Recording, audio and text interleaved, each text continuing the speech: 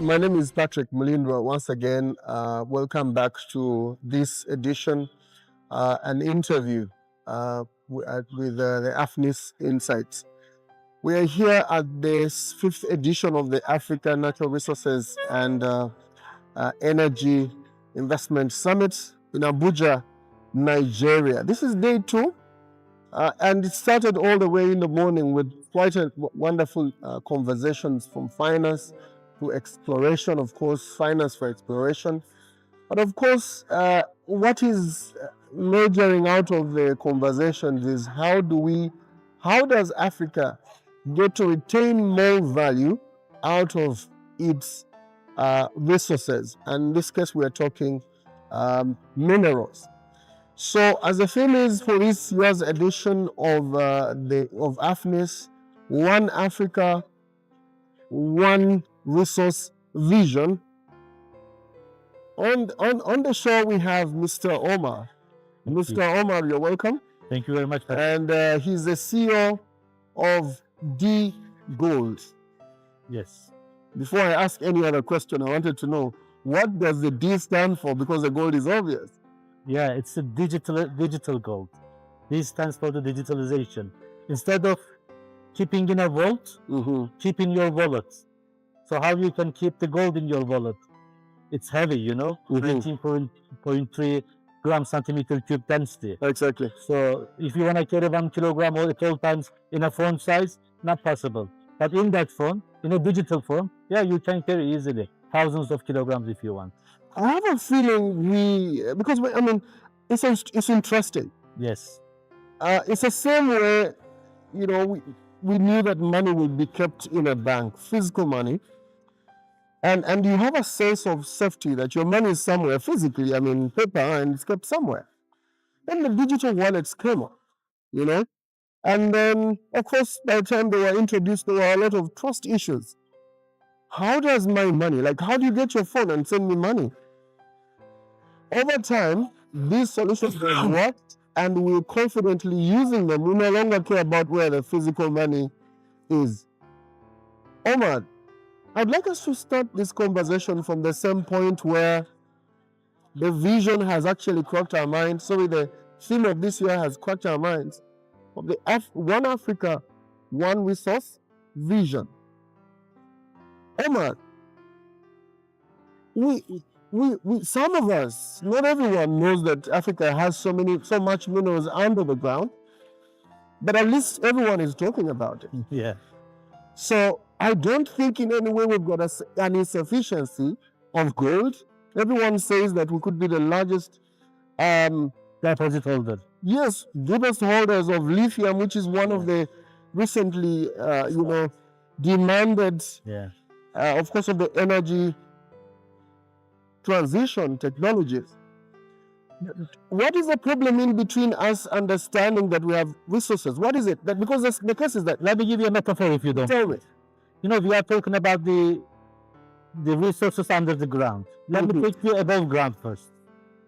We are in Nigeria, and the World Cup is going on, right? Yeah, in the US. In the US, Mexico, and Canada. US. Is Nigeria playing in World Cup?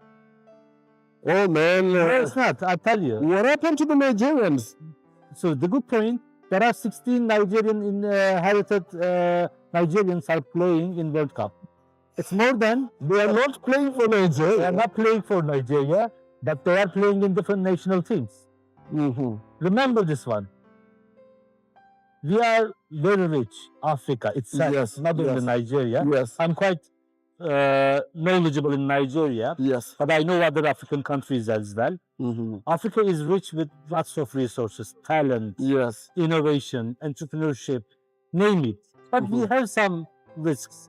If you recall yesterday's roundtable with ministers and discussions, we were talking about mutual assurance. Yes. Yeah, I'll take you back to that yesterday's discussion. Yes. The risks are the same, common. The problems are common, challenges are common in Africa. How we can create a common prosperity in Africa? Common problems.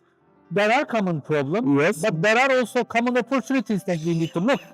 But the thing, it Yes. cannot happen with a single country's perspective. It cannot happen or produce with a single entity's ambition. Yes. So that's the most critical part. How you can bring the mutual prosperity level into a proper understanding in this region. As I gave you the example of the footballers. Yes. It's the talent. I've been in this business for a short period of time. Yeah. As a investor. From Kaduna, Yeah. we bought a small team. We with some grassroots players. Yeah, the village people. Yeah. And I recently learned one of those players has been transferred to one European club. Really, at a value of a couple of $1 million. This is not only one. Let me ask you, it's the same product. He's the same guy in Africa, in Nigeria, in Kaduna. The same guy. No, I'm saying this. He's the same guy. Yes. Nothing changes whether he gets 2 ears or 1 nose, he gets another. The same guy moves on the other side is a different value. Why? This is the question. Why? That's what I want to hear from you. I'll tell you. Do you think we just don't and cannot capture value from Exactly. This is the value capture problem of Africa. How you can capture the value for footballers in Africa? You need to have sponsorships. You need to have advertisement agreements. You need to have proper legal arrangements. You need to have international presence, and you need to create that value, which is bankable value, we call, right? So that is business structure. Exactly. Football is the same. Natural resources are the same. Believe me, all talents, all resources are not different than each other. So similarly called business. Today I gave during the speech a 5-gram gold. It's around 20 karat. Yeah, exactly. The value of that gold is 150,000 naira currently in the market, wherever you sell. About $150. Somewhere around $100, $110, somewhere around. I know the currency. 1 gram, right? That's 5 grams. Okay, 5 grams. It's roughly 5 grams. Okay. But it's not pure. It's around, I think 20 karat, 85%. I think 85% gold content inside. Exactly. Yeah. So the value of that one is $110 in the market whenever you sell. But when it goes to somewhere else, and it comes into a ring, 5-gram ring, small or earring, it will become immediately $400. That $110 value will become $400 value. Similarly, that value is not the same as in the villagers and who mine that one. Who went down to the trenches, did the hard work. The recovery rates in the artisanal miners are extremely low. Yeah, exactly. Even though the recovery rates are low, the tailings, secondary tailings, are still expensive to trade. So we are losing lots of value on those mineral resources, despite in the raw position itself. Yes.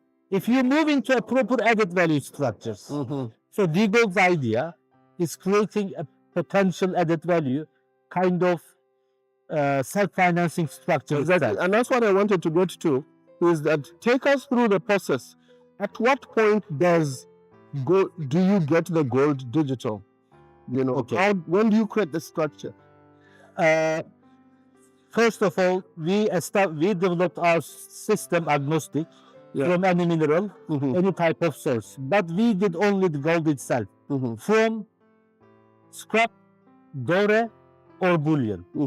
That means either it can be 24 karat bullion, certified bullion, or it can be like the processed raw gold from the miners, like I showed you today. Which is actually a good one, because the 24 karat at times is not achievable at the local mining community. This is achievable, but there is no difference for me, to be frank. Okay. You know why? As I told you, we are tokenizing the gold content of the element itself. I don't really that mineral. We are tokenizing the gold content. You don't care what form it will be. I don't care. Whether it's a bar or... Yeah, it can be bar, it can be coin, it can be ring without stones or gems in it. Yes. So if we take out and we know today we can do assaying, we can do lots of testing, X-rays and stuff, identify the rough value. But as a platform, trading platform for these kind of things, is it my own responsibility to hold? Let me give you an example and you'll understand. What we developed 4 different structure systems. One is a reserve provider. For instance, you have 1 kilogram of gold in your hand from the mines, right? Yes. We tokenize 1 kilogram of gold based on its purity into our system, but through a system that I don't get involved. I keep my 1 kg. No, you can't keep your kg. Where do you put it? My custodian will keep it. So we have an arrangement with some custodian agencies in Nigeria. Okay. Some banks and some other custodian agencies, physical custodians. They have safe vaults, safe structures. I bring 1 kg. You bring your 1 kg into the custodian's office. Okay. You enter into my system and you'll submit your 1 kilogram of gold with your knowledge. It may be 970. Okay. They will do instant test of X-ray or density test, doesn't matter, in the initial one. And they will tell you, okay, I'm gonna take your gold into my custodianship. So your title remains with you. Okay. Possession goes to custodian, right? My title remains with me. What? Let me finish. Okay. So the possession goes to custodian. When the custodian enters the information into the system, it's all on blockchain, all transparent, all traceable.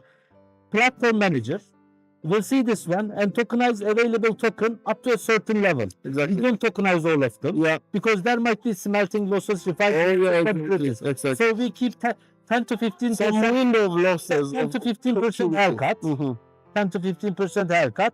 Then we tokenize. So the possession with the custodian, title with you, you have a contract with the platform that you submit your gold into as a result provided to the system. So platform tokenize this one.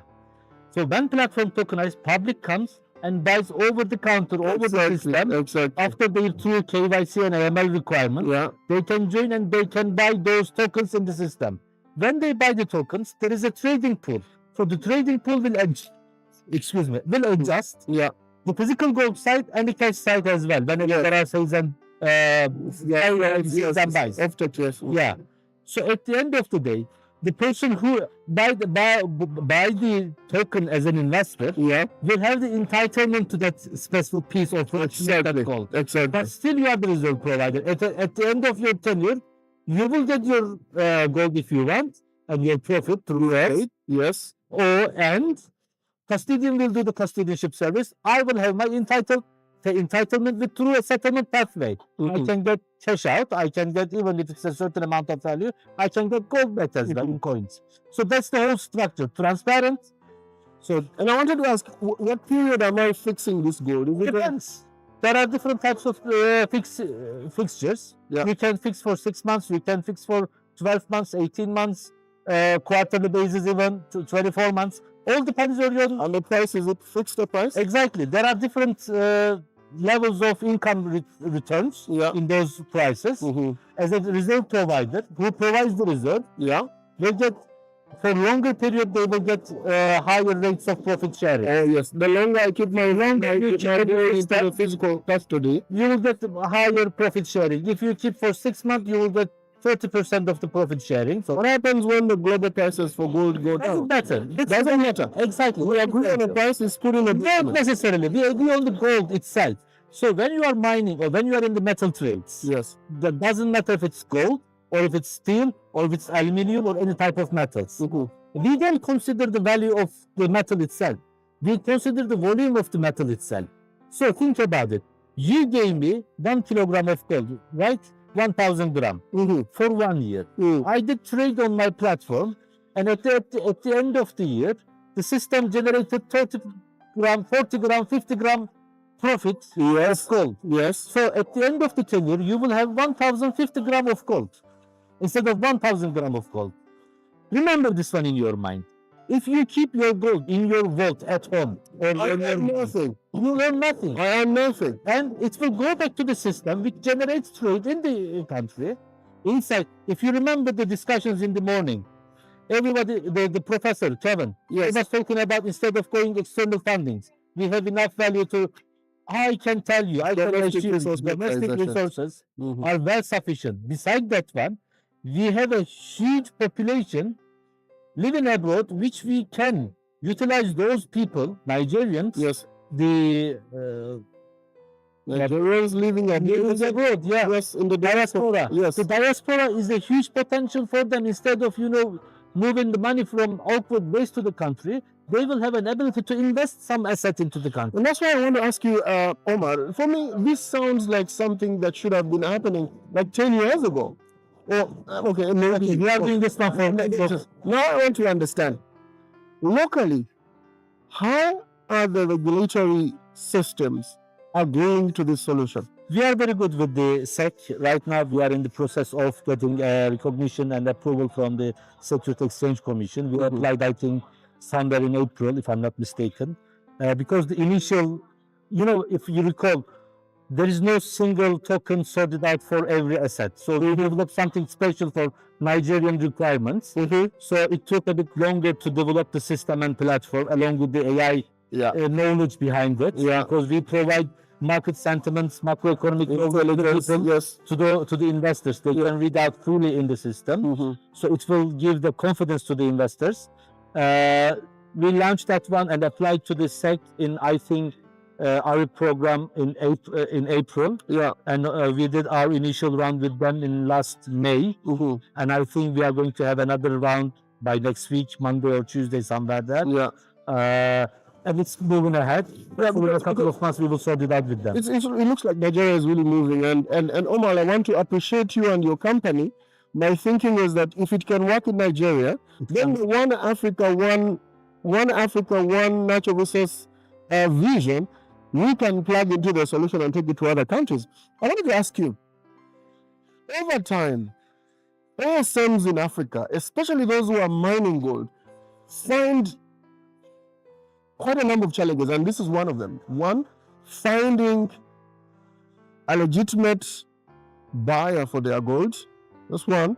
Two, how do they get pre-financing to actually dig and recover more gold?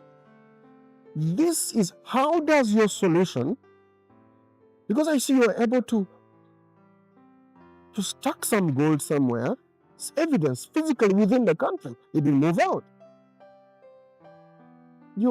How you can create a value on it? Exactly. So I'm wondering, should there be any, do you envisage any solutions of pre-financing for those communities that are supplying you? I don't know if you've been in Nigeria, northern part of Nigeria, in the trenches of those ASMs that they. Never. I've been. I work with the ASMs in many different locations. I know many of those people. You find them when they need a $10,000 for a generator and the fuel someone needs. They always need money. They always need money, but this is not only the money is not the problem for them. I'll tell you. I work with ASMs in different geographies in northern Nigeria. It can be some other locations, Zamfara, name it, Niger State, many places. I've been on those trenches with them. Really? Yeah, of course. I'm not a technical person alone.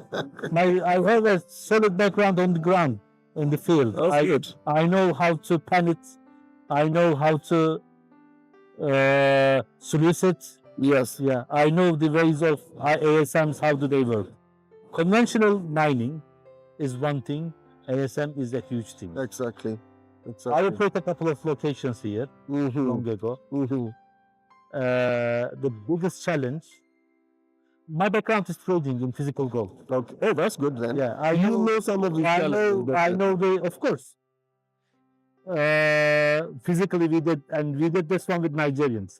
No single white people in on the field. Very good, very good. And still my team are all Nigerian people all over Nigeria. I have no problem working with them. Yeah. And everybody asks me, how did you manage to avoid those, problems of Nigeria? Exactly. I told them, if it's the country, 50% is, sorry for my language, rubbish. There are another 100 Exactly. This is 200 million people. Try to find the other 150, 110 million. Not to end up with the other ones. So this business is a legitimate responsible business. We work with responsible mining concept. Even the ASMs, you can train them to be responsible, not to necessarily to use this environmental problem stuff and things. So that's a chain. And the dgold, when you digitalize this one, it can convert into those individuals prior to bring into the market the asset in the ground as a raw product under the ground that can be converted into a value. Exactly. It's a huge potential. And the buyers, I don't know, I mean, in this business, I've seen many people have been, not only in Nigeria, all over the world. It's all over. I mean, All over the world. it's all over. They buy 2 kilograms of gold. When they land, they board into a plane and they get 2 kilograms of tin. I saw many people. I saw many people. What I can tell those people who wants to do business in this continent, Exactly. there is no cheap gold in this world. Thank you. If there is a cheap gold, that's not gold. It's a scam. Period. It's a scam. It's a scam, straightforward. Yes. So the digital gold, the dgold concept, is based on these pillars that they are separated, segregated from the tokenizer, from the entity, to provide all independence to those agencies who are operating like custodians, reserve providers, token managers, token providers, are all separate entities. And they are all regulated in a proper, transparent blockchain structure. Yeah. And with multi-signature, double signature levels. So it's not my goal. So the issues of traceability, I can see you're improving, you're basically adding value to the local efforts for traceability, responsible sourcing. And that's why I was asking what more is in there for the ASMs? Because look, the challenges of ASMs, as you know them, you've been there. Yeah, I've been there. You know, how do you get pre-financing, even when they have a commodity with value? Yes. But they can't find money when they need it. Because there are market makers in this country. Some of those are located some certain big cities of the northern or some states. Then you create another alternative market for them to bring those stuff when they are ready and apply a proper haircut into those assets prior to bringing into the market. It can create a self-financing structure. We did this one for different assets, not only gold, but for different types of assets, different types of even services we tokenize. Yeah. So it's a system that you need to generate. Yeah. It's not a single token that sorted out everything. Yes. But intention, create a single token, which is gold-based currency, dgold concept token. Yes. It can spread over to the all other lithiums, name it, or even football players. Think about those ones. What we need to develop our grassroots football players. We need proper fields. We need proper accommodation. We need proper training. We need proper representation of those guys. So it can be tokenized. How many miles they run, maybe, I don't know. And that's why I want to ask you this last question, or the second last is, do you think, because in the same game, in the same frame of, we have the resources, could be the problem is that we are not able to capture much more or real value from the apertures we are using. So I want to ask you, do you see Africa recovering more value from digitalizing gold? Yes, I will see. I'll tell you the reason. Tell me. I think Africa, generally, specifically Nigeria, is the largest cryptocurrency holders in the world. Orders. Cryptocurrency order books and holders are Nigerians, vast majority. Remember this one. Yes. We are not doing cryptocurrencies. We are doing asset-backed tokens. Exactly. So think about physical available asset. Yes. Not in the platform's custody. Somewhere. Not in the hands of the reserves. Exactly. Yeah. Someone else's custodianship. They can access it. They can access it, verify it, regulate it. Yes. And think about an individual here in Nigeria. We did a survey into what they call minimum wage earners. Yes. Minimum wage earners. We did a survey, and we told them, if you have an ability to invest in gold, which way would you? And we have a certain number in our hand. Really? Yeah, we have a huge number in our hand. It's more than 65 million people. Really? Exponentially grow that numbers. You can reach out at market 65 million. Roughly, They're providing you capital to be able to access more physical gold. 40,000 naira each person in each transaction. In 1 year, maybe 10 transactions. They're talking about 100,000, 200,000 naira transaction, potentially 60 million population. We don't need to do this. We can't do 60 million people. We can't. This is the market. Yes. Yesterday, SG was multiplying $1 population, 1.2 billion. Nobody will give you free money to anyone. I'm telling you. They need to see a proper value in it. Exactly. And the security on it. And security on it, accessibility on it, verifiability on it. So the system is there. We invested. This is a full Nigerian entity. So you are looking to a white person, maybe hosted locally here, developed for different. We have a team. We have a group company in UK. We have a number of entities in technology businesses. They developed, but the IP rights of the product is Nigerian. The product is Nigerian. Company is registered in Nigeria. dgold is registered. Our dgold tokenization is registered to Nigerian company's house. So it's a Nigerian entity, and it's going to be hopefully a unicorn of Nigerian ownership. Thank you. And for those of you who are following the AFNIS Insights, I want to thank you so much. Remember, you can leave a comment here for this edition of the Africa Natural Resources and Energy Summit 2026 happening here in Abuja, Nigeria, under the theme One Africa, One Resource Region. And I like Mr. Omar here. He's basically saying that we may not necessarily need to move the physical gold, but keep it here within. That's, of course, secure. Then, two, we could create extra value on it, which is digital gold assets. And this would allow markets all over the world to actually buy. That's movement of money. Yes. And above all, I want to appreciate his effort of supporting the ASMs in Nigeria. So better, thank you very much. And allowing other Nigerians to actually securely get into and participate in the gold business, which is apparently, it's termed the insecure business, highly risky, and so many things. Thank you so much for watching. Don't forget to leave a comment or a question, and the team will be ready to provide you a response. Thank you.